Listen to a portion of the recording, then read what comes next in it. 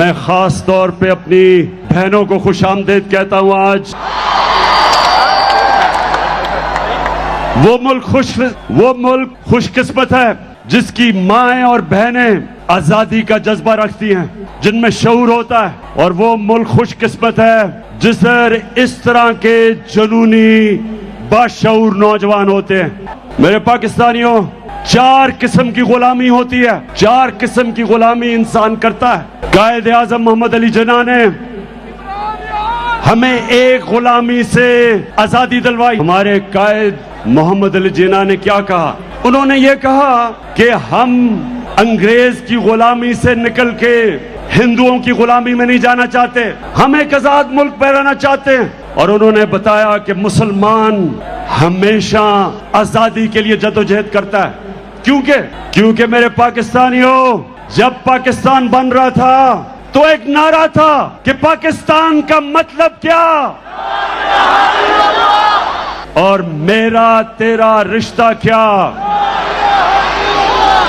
بتایا گیا تھا شروع میں کہ صرف پتھر کے بتوں کے سامنے جھکنا شرک ہے. آہستہ آہستہ ہمیں سمجھ آئی، جیسے جیسے میری عمر گزری تو مجھے سمجھ آئی کہ جب بھی اپنے ضمیر کا آپ سودا کرتے ہو اور رائے حق سے ہٹتے ہو اور کسی بھی جھوٹے خدا کے سامنے جھکتے ہو، پیسے کے بت، اور سب سے خطرناک غلامی کا بت خوف کا بت ہے جو انسان کو غلام بنا دیتا ہے. اور کبھی بھی ایک غلام قوم اوپر نہیں آ سکتی.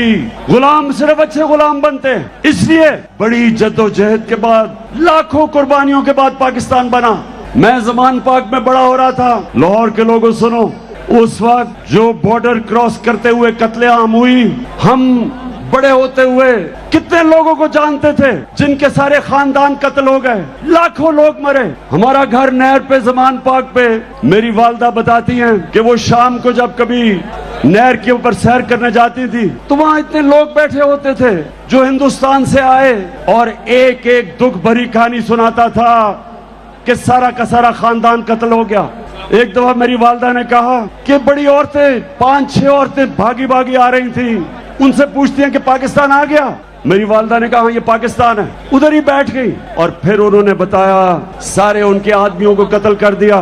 جو ان کی نوجوان بیٹیاں تھیں ان کو انہوں نے اغوا کر لیا. صرف بیچاری وہ عورتیں بچی. تو اس طرح کی ہم نے کہانیاں سنی ہیں. یہ قربانیوں کے بعد ہمارا ملک آزاد ہوا تھا.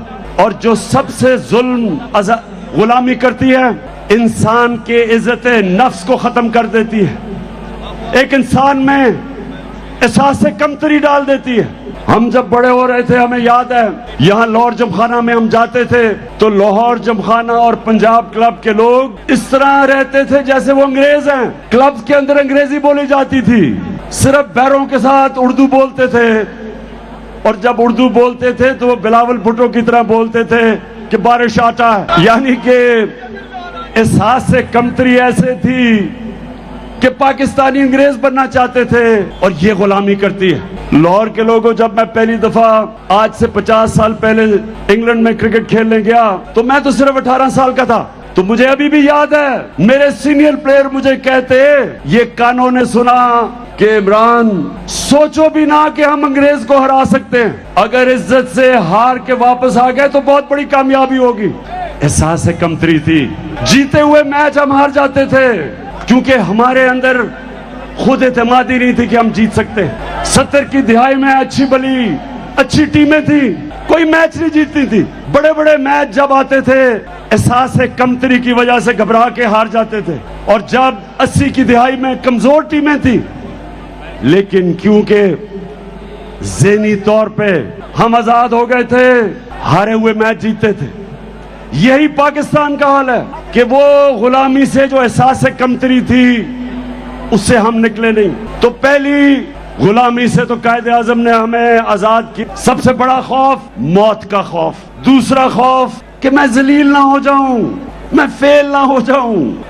اور تیسرا خوف میری رزق نہ چلی جائے، میری نوکری نہ چلی جائے، میری بزنس نہ بند ہو جائے. یہ 3 خوف کی وجہ سے انسان اپنے ضمیر پہ کمپرومائز کرتا ہے.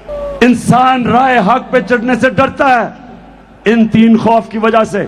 मैं जब पॉलिटिक्स में आया तो मैं जब पढ़े लिखे लोगों को कहता था कि मेरे साथ आओ पॉलिटिक्स में, अगर पॉलिटिक्स में करप्ट लोग हैं तो ईमानदार लोगों को आना चाहिए। मुझे अफसोस से कहना पड़ता है कि पढ़े लिखे और ईमानदार लोग ज्यादातर मुझे कहते थे पॉलिटिक्स बड़ी गंदी है, हमें जलील कर देंगे। मैं आज भी लोगों को कहता हूं, ये जो मेरे घटिया मुखालिफ 26 साल से मेरे किरदार कुशी कर रहे हैं, 26 साल से मेरे ऊपर इन्होंने हर किस्म का किताबें मेरे ऊपर गंदी लिखवाई, हर किस्म के मेरे ऊपर उन्होंने बदनाम करने की कोशिश की, लेकिन अल्लाह की शान देखो आज अब किस तादाद में आए हुए हैं और मुझे हौसला अफजाई कर रहे हैं। क्योंकि मेरे पाकिस्तानियों, ये अल्लाह ने कुरान में लिखा हुआ है कि इज्जत और जिल्लत मेरे हाथ में है। नहीं तो अमीर लोग, पैसे वाले लोग इज्जत खरीद सकते लेकिन इज्जत नहीं खरीद सकते, और नहीं तो कमजोर और गरीब जलील होते। ऐसा नहीं है। और जिंदगी मौत, ये भी मैं आज आप सबको बता दूं कि आज तक किसी ने कोई बड़ा काम नहीं किया जो मौत से डरता है। कोई फौजी ने आज तक बड़े तख्मे नहीं लिए जो मौत के खौफ के ऊपर काबू नहीं पाता।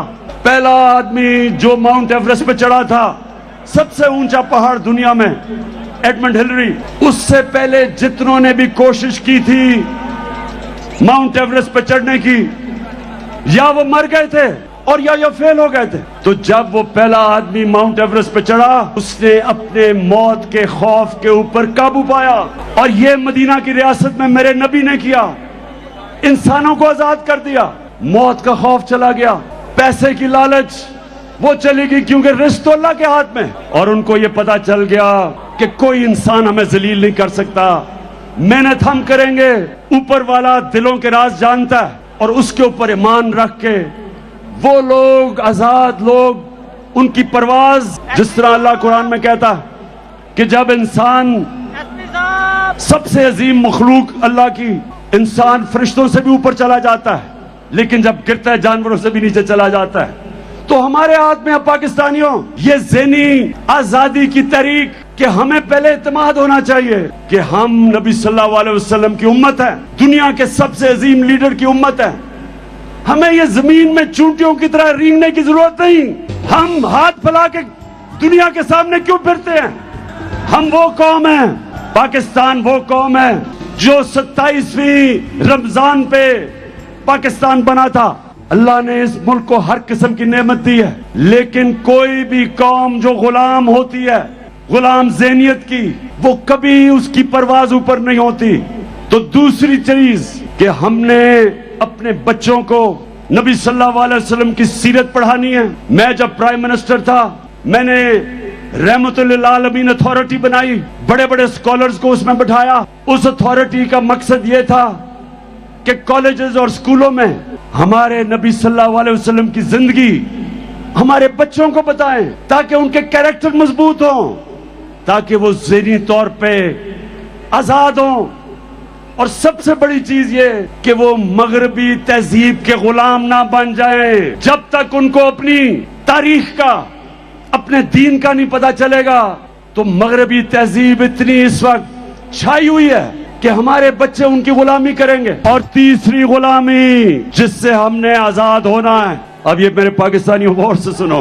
देखें, पहले तो मैं आप सबको एक बात बता दूं कि मैं कभी भी किसी मुल्क के खिलाफ नहीं हूं, मैं किसी मुल्क का एंटी नहीं हूं। मुझे कहते हैं जी आप एंटी अमेरिकन हैं, मैं एंटी अमेरिकन नहीं हूं। अमेरिका में सबसे ताकतवर पाकिस्तानी कम्युनिटी है जो पाकिस्तानी अमेरिकन कम्युनिटी है, ये ताकतवर कम्युनिटी है। हम क्यों एक मुल्क के एंटी हों जिधर सबसे पैसे वाले, हुनरमंद, प्रोफेशनल्स पाकिस्तानी बैठे हुए हैं। और दूसरी चीज कि अमेरिका को पाकिस्तान सबसे ज्यादा अपनी चीजें एक्सपोर्ट करती है, हमारी सबसे ज्यादा एक्सपोर्ट्स अमेरिका को है। तो मैं बिल्कुल एंटी अमेरिकन नहीं हूं, मैं अमेरिका से दोस्ती चाहता हूं, लेकिन पाकिस्तानियों मैं गुलामी नहीं चाहता। मेरे लाहौर के बाशऊर लोगों, गौर से अब सुनना, मैं अपनी असल चीजों पे आने लगा हूं, गौर से सुनना, क्योंकि मैंने आज आपको मैंने अपने हकीकी आजादी का रोड मैप देना है। तो ये जरा गौर से सुन लें। मैं ज्यादातर पाकिस्तानियों से बेहतर अमेरिका को भी जानता हूं, मगरबी तहजीब को भी जानता हूँ। क्रिकेट की वजह से कई साल मैं उनके बरतानिया में रहा, यूनिवर्सिटी उधर गई, दोस्तियां मेरी थी वहां, मैं उनके कल्चर को अंदर से जानता हूं। अब जो मैं आपको चीज सुनाना चाहता हूं वो ये कि मैं जो उनकी साइकी जानता हूं वो ये, अगर आप उनके पैरों में गिरते हैं वो आपको इस्तेमाल करेंगे, अगर आप उनकी चमचागिरी करेंगे वो आपकी इज्जत नहीं करेंगे, लेकिन अगर आप अपने मुल्क के मफादात के लिए खड़े होंगे उनको अच्छा नहीं लगेगा लेकिन वो आपकी इज्जत करेंगे। तो मैं जब सियासत में आया आज से 26 साल पहले, दो वजह से मैं पॉलिटिक्स में आया। एक, जिसकी मैं अभी जो चौथी गुलामी है उसकी बात करूंगा, इंसाफ के लिए, और एक इसके लिए जो हम अपनी खुददारी खो बैठे। मैं ये चाहता हूं कि आप चलाएं कि मैं जब 26 साल पहले पॉलिटिक्स में आया था तो मैं क्या कह रहा था, ताकि आपको ये ना लगे कि मैं ऐसे ही लोगों को वरगलाने के लिए, वोट लेने के लिए मैं अमेरिका के खिलाफ बात करता हूं। मेरे पाकिस्तानियों, ये आपको इसलिए बता रहा हूं कि मैं वो पाकिस्तानी था जिसको अल्लाह ने सबसे ज्यादा शोहरत दी। पैसा मेरी जिंदगी के मुताबिक बहुत था, मुझे क्या जरूरत पड़ी थी कि अगर मैं जाती मफादात के लिए पॉलिटिक्स में आता, कि जिस इंसान को अल्लाह ने सब दिया था उसको क्या जरूरत पड़ी थी कि 26 साल अपनी जिंदगी के पॉलिटिक्स में गुजारे और इन गंदे लोगों के साथ मथा लगाए। वो इसलिए, और वो